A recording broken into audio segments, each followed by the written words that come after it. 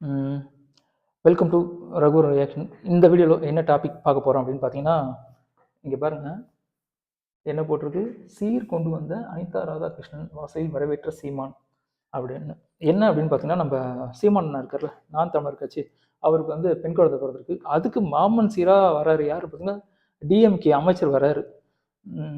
அனிதா ராதாகிருஷ்ணன் அவர் வந்து என்ன பண்ணுறாரு, மாமன் சீர் செய்ய வராரு. வீட்டு வாசல்லையே வராருன்னு தெரிஞ்சவொடனே நம்ம சீமான் என்ன பண்ணுறாரு, வாசல்லே போயிட்டு அவர் வரவேற்று வாங்க மச்சான் அப்படின்ட்டு வரவே அவர் மாமன் சீர் வந்து செய்கிறாரு. பார்க்கும்போது ரொம்ப சந்தோஷமா இருக்குல்ல. நம்ம சீமானனுக்கு குழந்தை பிறந்திருக்கு அப்படின்னு நெட்டில் நிறைய இமேஜ்லாம் வந்து இந்த மாதிரி வந்து அவருக்கு குழந்தை பிறந்திருக்கு, பெண் குழந்தை அப்படின்னு ரொம்ப சந்தோஷப்பட்டேன். நானே நிறைய கமெண்ட் பண்ணேன், சந்தோஷம் தான் அப்படின்ட்டு. ஏன்னா வந்து பெண் குழந்தை கிடைக்கிறது அப்படின்றது வரும். எத்தனையோ பேர் குழந்தையே இல்லாமல் இருக்காங்க. இப்போ எங்கள் வீட்லேயே வந்து பெண் குழந்தை எதிர்பார்க்குறோம். ஆனால் வந்து எனக்கு தெரிஞ்சு சுற்றி இருக்கிறவர்கள் ஆம்பளை பசங்க தான் இருக்காங்க.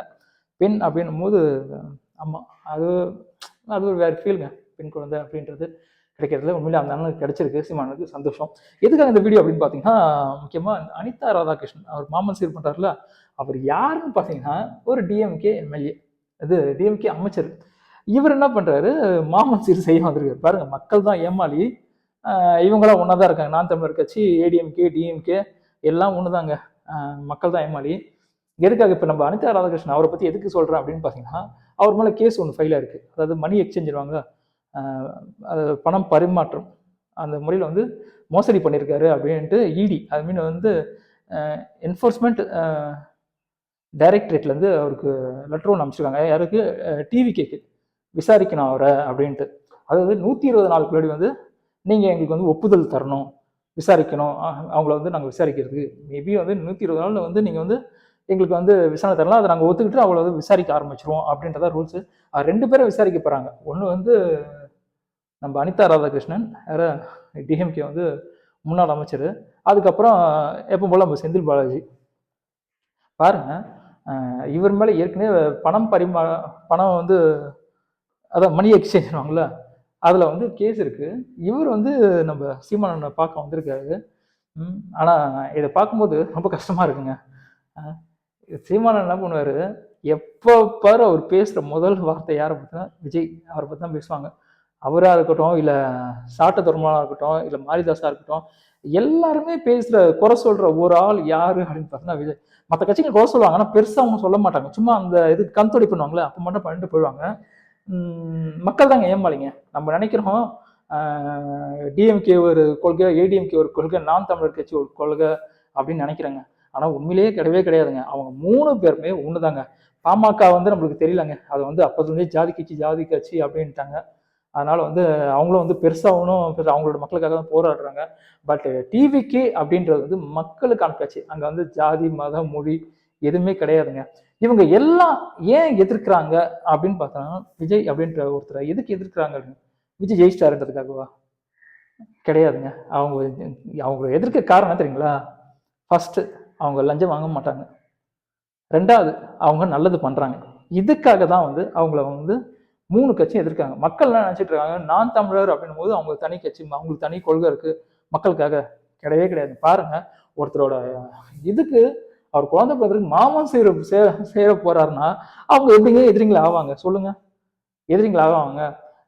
அதாவது வந்து இந்த 3 கட்சியில இருக்கிறவங்க பாத்தீங்கன்னா, அவர் வீட்டு பொண்ணுகளேருந்து அவர் போறாரு, அவர் வீட்டு பொண்ணுகளேருந்து ஏடிஎம்கே இருக்க டிஎம்கே போறாரு, டிஎம்கே ஏடிஎம்கே போறாரு, ஏடிஎம்கே நாம் தமிழர் கட்சி அப்படின்ட்டு எல்லாருமே வந்து கூட்டாதாங்க இருக்காங்க. இதுல தனியா நிக்கிறது யாரு அப்படின்னு பார்த்தா டிவிக்கே ஒரு கட்சி தாங்க.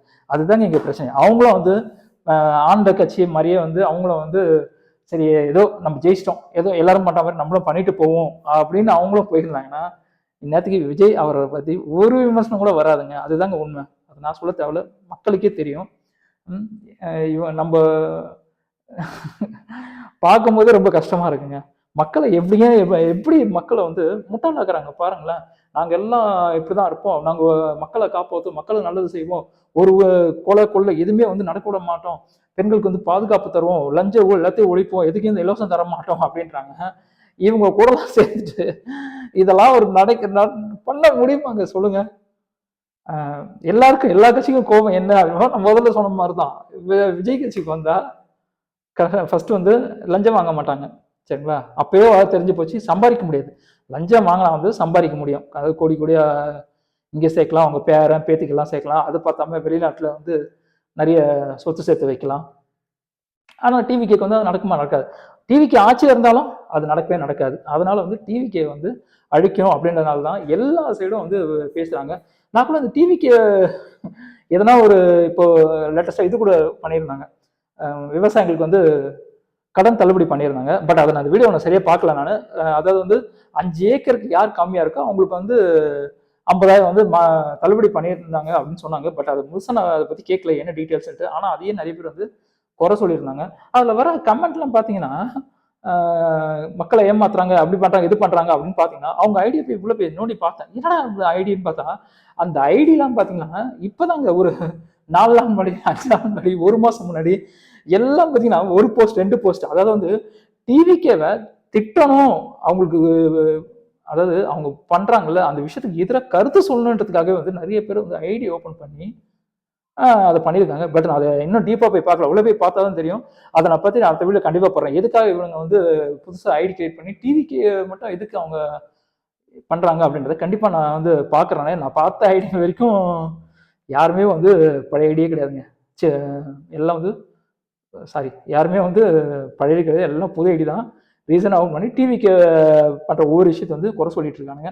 பட் அதை பற்றி நம்ம அப்புறமா பேசுவோம். அதனால் வந்து டிவிக்கு நாம் தமிழர் கட்சின்னு சில பேர் பாவம் அவரை வந்து நம்பிட்டு இருக்காங்க. ஒரு காலத்தில் அவரா இல்லை, நானும் தாங்க நம்பினேன். அப்புறமா தான் தெரிஞ்சுது அவங்களோட பூஸ் என்னன்னு தெரிஞ்சுதான் வந்து அப்படியே டவுன் ஆனாங்க. இப்போ கூட சரி சாட்டைக்கு வந்து யூடியூப்ல வருமானம் வருதுனால தான் வீடியோ போட்டுட்டு இருக்கா போல. இன்கேஸ் சாட்டைக்கு வருமானம் வரல அப்படின்னு விஜய் பத்தி பேசுறது பார்க்கலாம், பேச மாட்டாங்க. எவ்வளவு நாள் பேசுவாங்க? அதாவது எந்த அளவுக்கு விஜய் அவரை பத்தி தப்பா பேசினா வருமானம் வருமோ. ஏன்னா நிறைய பேருக்கு வந்து சொன்ன காலையில ஒரு வீடியோ போட்டிருப்பேன், சொல்லியிருப்பேன். எப்போ வந்து நம்மளுக்கு பிடிக்காத ஒருத்தவங்க திட்டுறாங்க போது நம்ம காலில் தேன் மாதிரி அப்படியே பாஞ்சிட்டே இருக்கும்ப்பா, அவங்க திட்டுறாங்களா என்ன பேசுறாங்களா பாஞ்சிட்டே இருக்கும். அதே மாதிரிதான் வந்து விஜய் நம்ம பிடிக்காதவங்க வந்து பாருங்க, கோடிக்கணக்கில் ஒன்றும் அவருக்கு பிடிக்காம இல்லை, 10,000 50,000 1 லட்சம் பேர் பிடிக்காம 8 கோடி பேர்ல 1 லட்சம் 2 லட்சம் பேருக்கு பிடிக்கலாம், பிரச்சனையே கிடையாதுங்க. மீதி 7 கோடி பேர் அவருக்கு பிடிக்குங்க. அதனால வந்து இன்கேஸ் வந்து விஜய் யாருமே பிடிக்கலன்னு வச்சுங்க, சாட்டை பேச வீடியோ எல்லாம் பாத்தீங்கன்னா எல்லாம் 2 mm 3 mm 5 mm தான் ஓடிட்டு இருக்கும். ஏன்னா அவ்வளவு பேர் இருக்காங்க தமிழ்நாட்டுல அந்த இது பாக்குறவங்க. பட் அதனாலே நிறைய பேர் அவங்க வீடியோ பாக்குறது கிடையாது. அதனால அவரை திட்டி தான் சம்பாதிச்சுட்டு இருக்காங்க. நம்ம நினைக்கிறோம் எல்லா கட்சியும் வந்து வேற வேற கோள்கள் கிடையாது. டிவிக்கு மட்டும் தாங்க தனியா இருக்கு. இவங்க எல்லாம் வந்து ஒரே கூட்டையில ஓடுன மட்டை தான். அது இந்த மாதிரி விஷயங்கள் பார்க்கும்போது தான் நம்மளுக்குன்னு தெரியுது. பாருங்க, ஒருத்தர் மேல வந்து நடவடிக்கை எடுக்க போறாங்க, அவங்கள மாமன் சொல்லி அவர் வந்து மாமன் சீர் பண்றாரு. ஆனா டிவிக்கு வந்து இன்னும் பர்மிஷன் கொடுக்கல. பட் அவங்க அந்த மாதிரி ஸ்டெப் எடுக்க ஆரம்பிச்சாங்கன்னா அநேகமா டிஎம்கேல இருக்கிற டிஎம்கே தலைவர் வரைக்கும் எல்லாம் உள்ள போவாங்கன்னு நினைக்கிறேன் எனக்கு தெரிஞ்சு. அது இன்னும் கொஞ்சம் டெஃபினட்டா அது நடக்காம போகுது. கண்டிப்பா எத்தனை பேர் டிஎம்கே இருக்கிற எல்லாருமே வந்து கெட்டவங்க சொல்லலாம். ஒரு சில எம்எல்ஏலாம் நான் பார்த்துருக்கேங்க, சூப்பர் டைப்புங்க. அந்த எம்எல்ஏலாம் அந்த நானே பேசியிருக்கேன். உண்மையிலே அவங்களாம் வந்து கட்சியில இருக்கம்பா, இது பேருக்குன்னு இருக்கம்பா அப்படின்னு தான் சொல்லி குழம்பிருக்காங்க. வேற வழி இல்லாம இருக்கம்பா அப்படின்னு சொல்லியிருக்காங்க. சில பேர் கட்சியை விட்டு ஓன்னு நல்லவங்களா இருக்காங்க. அதாவது மக்கள் பணத்தை கொள்ளடிக்கணும், ஏமாத்தணும் அப்படின்னு ஒரு சில பேர் மட்டும்தான் வந்து அதுல வந்து நிக்கிறது தவிர நல்லது செய்யணும் அப்படின்றவங்கன்னா அதுல ஒரு இதே கிடையாது. எதனா வந்தா சரி வேண்டாம் விலகிக்கிறேன்ப்பா, என்னோட போட்டப்பா அது அப்படின்ட்டு விலகிக்கிறாங்க. அதுதான் நடக்குது. நான் நிறைய பேர் நான் சந்திச்சுட்டு எல்லாத்தையும் பார்த்துட்டேங்க. அதனால வந்து மக்களை வந்து ஏமாத்தணும் மட்டும் நினைக்காதீங்க. அதனால சரி இதை பத்தி பேசணும் அப்படின்னு தோணுச்சு. ஏன்னா எல்லாரும் நினைச்சிட்டு இருப்பாங்க டிவிக்கு இது டிஎம்கே தனி ஏடிஎம்கே தனி இது. ஏன்னா இப்ப இருந்து எலெக்ஷன்லேயே தெரிஞ்சிருக்கும் அவங்க எல்லாருக்குமே டிஎம்கேவும் ஏடிஎம்கே சேர்ந்து என்னென்ன சித்து வேலைகள்லாம் பண்ணாங்க அப்படின்ட்டு.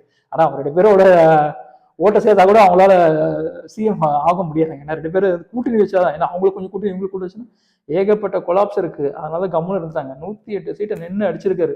இன்கேஸ் அந்த நிறைய இடத்துல பஸ்ஸுங்க வீட்டில் அதெல்லாம் விட்டு டெஃபினட்டா மெஜாரிட்டி ஈஸியா வந்திருக்கும். சரி ஓகே, அடுத்த எலெக்ஷன்ல பார்த்து ஒன்றும் பிரச்சனை இல்லை. இது ஜெயிச்சது வந்து நம்மளுக்கு பெருசா பெருமை கிடையாதுங்க. அதான் சொல்றேன், 200 தொகுதியாவது அடிக்கணுங்க. எனக்கு விஜயனா இருக்கிற இதுக்கு டெஃபினட்டா 180 வரணுங்க. ஏன்னா மீதிலாம் கட்சிக்காரங்க. இப்போ சரி கட்சிக்காரங்க காசு கொடுத்த நிறைய இடத்துல நானே கேள்விப்பட்டிருக்கேன். நிறைய இடத்துல காசு கொடுத்தா ஓட்டு போட வச்சாங்க. அவங்களாம் மனசு மாறி எனக்கு காசு வேண்டாம். ஏன்னா அப்பவும் பாருங்க நிறைய இடத்துல காசு கொடுத்தாங்க. நிறைய பேர் எனக்கு காசையே வாங்கிட்டு ஓட்டும் வந்து விஜய்க்கு போடுறாங்க. என்ன காரணம்னா இத்தனை வருஷம் அவங்கள வச்சு நீ சம்பாதிச்சல, அதுக்கு பதில் அவங்க கொடுத்த பனிஷ்மெண்ட் அவ்வளவுதான், வேற ஒண்ணுமே கிடையாது. அதனால அரசியலை பத்தி பேசுவான்னு நினைக்கிறேன். பட் இந்த மாதிரி விஷயங்களை பார்க்கும்போது மனசு கஷ்டமா இருக்குங்க. என்னடா அது மக்களை இப்படி ஏமாத்துறாங்களே அப்படின்னும் போது நானும் மக்கள் தாங்க. இப்ப இத்தனை வருஷமா நம்மள இப்படி ஏமாத்திருக்காங்களேன்னு ரொம்ப கஷ்டமா இருக்குங்க. மக்கள் தமிழ்நாட்டு வந்து குட்டிச்சேராக வச்சிருக்காங்க. பட் இவங்க கண்டிப்பா மீட் எடுப்பாங்க, எல்லாம் மாறும். இந்த ரேப் நடக்கிறது, பட் இந்த இடத்துல மது விற்பனை எல்லாம் டெஃபினட்டாக மாறாமல் இருக்காங்க. அதனால வேலைகள் வந்து பண்ணிட்டு தான் இருக்காரு நம்ம சிஎம் விஜயண்ணா. அதனால வந்து இதை பற்றி பேசணும் அப்படின்னு தோணுச்சு, அதுதான் பேசினேன்.